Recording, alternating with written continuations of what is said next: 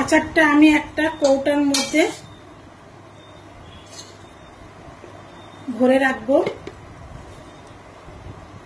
Hello guys, আজকে আমি এই দেখুন, এটা কি, এগুলা আম। এই আমের নাম কি বলুন তো? হিমসাগর আম।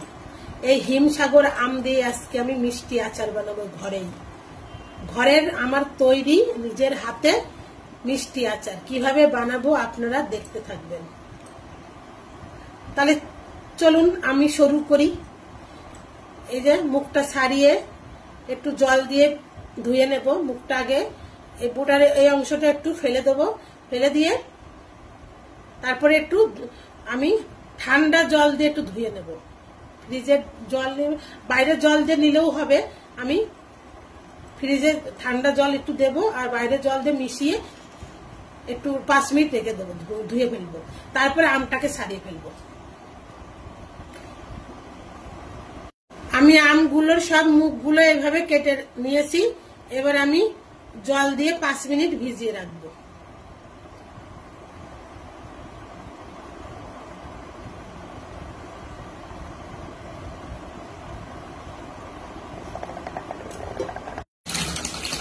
এই 5 মিনিট আমি এভাবে ভিজিয়ে রাখবো।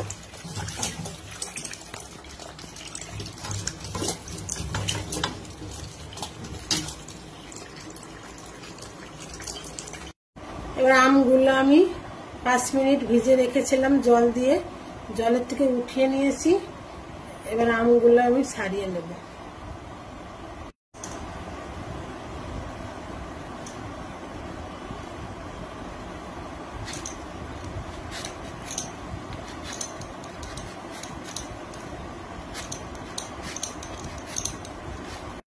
আমগুলো ছাড়িয়ে নিলাম। এবার আমি কেটে নেব। এই যে 2 ফালি করলাম। এবার বীজটা ফেলে দেব। এবার মাঝখানতে 3টে করব। এই দেখুন আমি এইভাবে কেটে নিচ্ছি আমগুলা। এই আম কিন্তু পুরো মানে এই সময় পেকে যায়। আম পেকে গেছে গাছে, সেই আমি কিনি, কাঁচাটা কিনে আমি আচার দিই। এই আম কিন্তু বাজার থেকে আপনি এই হিমসাগরী আম জাগ দিয়ে পাকিয়ে ওই কার্বাইড দিয়ে পাকাচ্ছে, রং করছে। এটা কিন্তু আপনি বাড়িতে যদি এখন কিনেও রেখে দেন না, তাও আপনার সেই আম খেলে কোনো ক্ষতিকারক হবে না। এই আমি কিনি, প্রতি বছর কিনে আচার দিই পাকা মুহূর্তে। এই আমগুলো আচার দিতে খুব সারা বছর থাকবে, কিচ্ছু হবে না। 2-3 বছর, 4 বছর, 5 বছর কিচ্ছু হবে না। এই আমি আচার করে রেখে দিই স্টোর করে। এইভাবে সবগুলোই কেটে নেব। আমি কিন্তু দেখুন কিভাবে কেটেছি। এক একটা আমের 2 ফালি করে আবার 3 ফালি 3 ফালি 6 ফালি করেছি। তো দেখুন প্রত্যেকটা আমের গায়ে এই আটির ছালটা রয়েছে। এইভাবে মিষ্টি আচার করলে আপনি যদি ফ্রিজ তো রাখলে তো ভালো থাকবেই, 10 বছরও কিচ্ছু হবে না। আপনি বাইরে রাখলেও কিচ্ছু হবে না। সবগুলো এভাবেই কেটে নেব। দেখুন আমার আমগুলো তো সবই এইভাবে কেটে নিলাম। সিদ্ধর জন্য আমি জল বসিয়ে দিয়েছি গ্যাসের পরে। জলটা গরম হয়ে গেছে। আমি এই যে আমগুলো ছেড়ে দিচ্ছি। আমি আধা আধা করে নিলাম, এমন ভাবে দিচ্ছি জলে সবগুলোই আম ডুবে থাকে, বাইরে যেন বেরিয়ে না থাকে। সেইভাবে আমি অর্ধেক অর্ধেক করে নিলাম। এই যে এগুলো পরে দেব।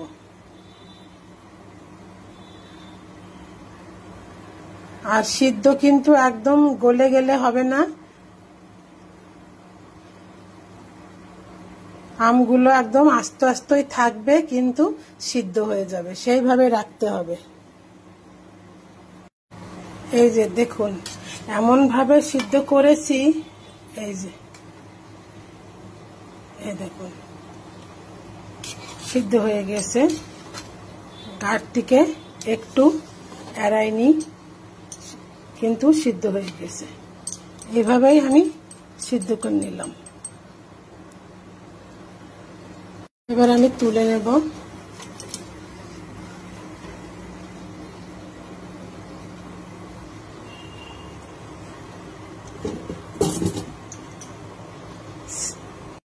এইভাবে আমি সবগুলোই তুলে নেব। এইভাবে আমি সবগুলোই তুলে নেব।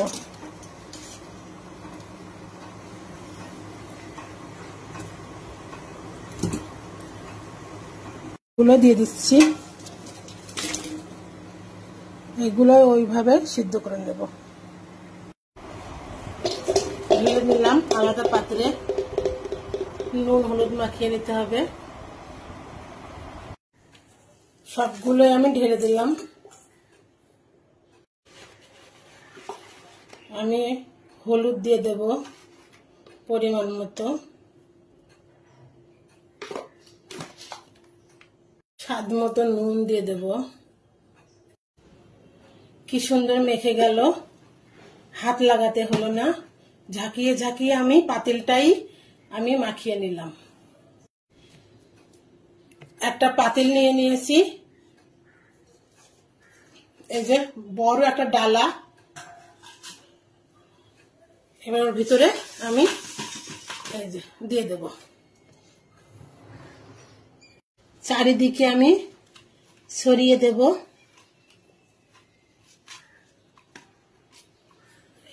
চারিদিকে ছড়িয়ে দিলাম। আমার জানালায় রোদ এসেছে, আমি রোদে নেড়ে দিচ্ছি। জানালায় রোদ্দুর এসেছে, আমি এই রসটা মানে গায়ে যে জল জল থাকে সেই জলটা যাতে শুকিয়ে যায় সেইভাবে আমি শুকিয়ে নেব। অন্তত আমার 2-3 দিন তো লাগবেই শুকাতে, তাহলে আচারটা ভালো হবে।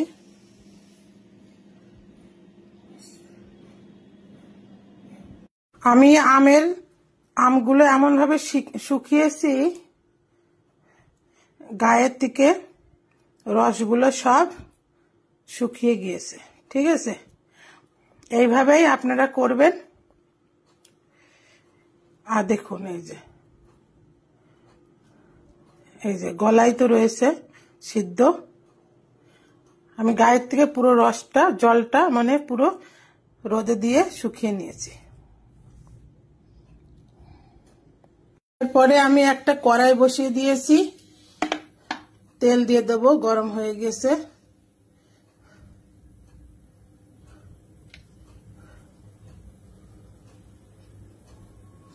আমি সর্ষের তেল নিতে হবে আচারের জন্য।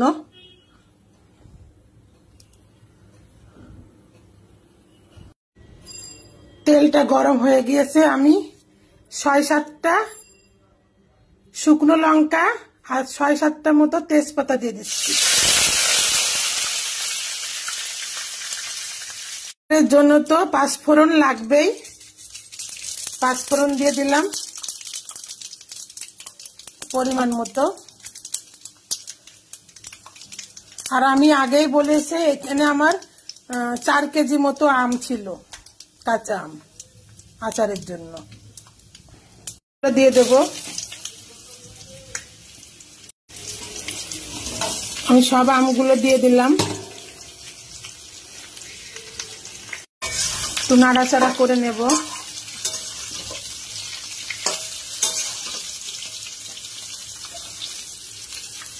আমার কোনো মাপা ঝুপা চিনি বলে কোনো কথা নেই, আমি আন্দাজ মতোই দিই, আমার চিনি হয়ে যায়।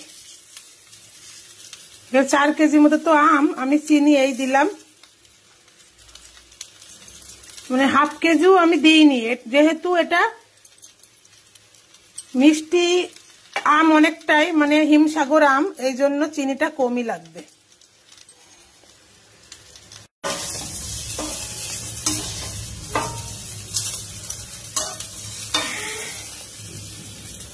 গ্যাসের আঁচটা একদম কমিয়ে দিয়েছি। এবার আস্তে আস্তে অনেক সময় ধরে নাড়তেই হবে, তারপরে আঠলে হয়ে যাবে মিশে। টাইম লাগবে।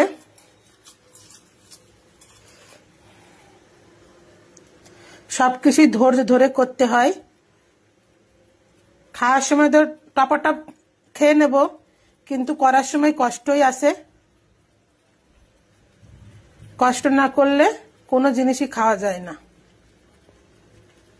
চিনি দেওয়ার পরে আমার চিনির গায়ের থেকে জল বেরিয়ে গিয়েছে।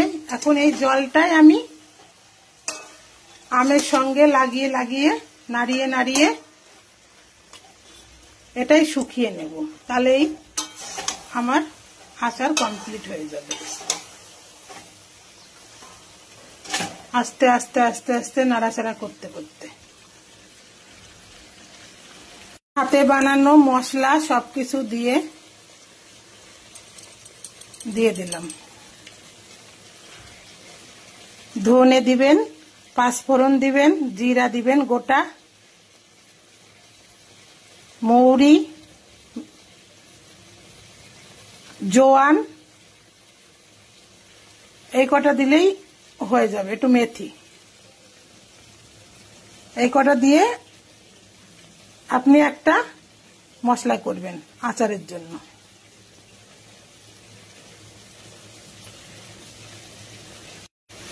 ধনে গুঁড়ো, এই কটা মশলা দিলেই হবে।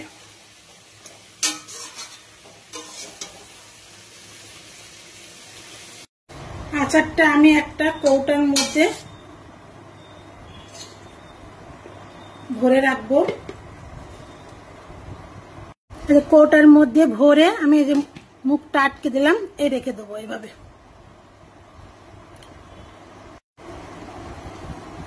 মুখ আটকিয়ে আমি সারা বছরের জন্য রেখে দেব। যখন মন চাবে তখন একটু নিয়ে খাবো।